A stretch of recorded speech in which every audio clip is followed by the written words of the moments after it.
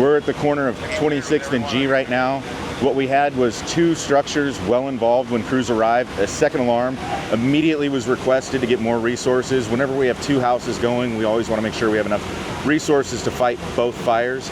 This fire quickly traveled to the attic space of the 2-story. Once ventilation holes were cut into the roof, we had heavy fire conditions coming from that roof.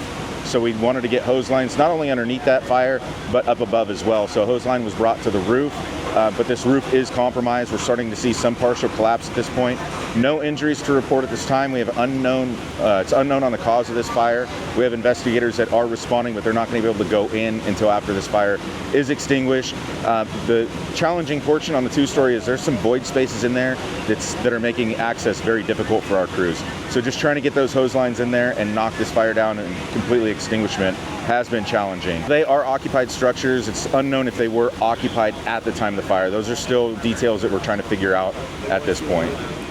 The thing about downtown is these houses are so close together that if you get one fully involved building, you're possibly going to have another fully involved building, or at least some type of exposure, fire exposure to that building.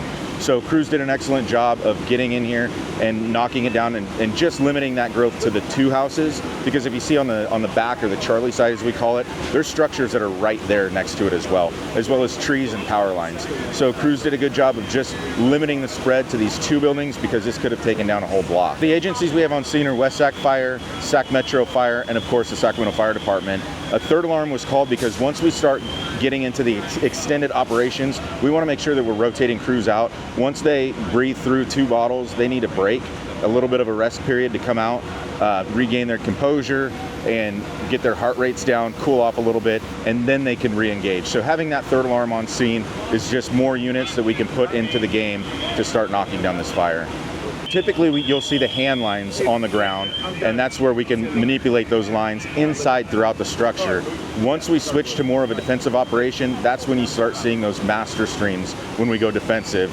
It's just a lot more water, and it makes it a lot safer for firefighters to not be inside engaged in the firefight for potential roof collapse.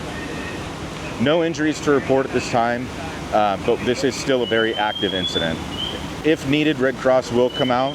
Typically, we do not disclose any type of displacement anymore, just due to unfortunate break-ins that happen after the fire.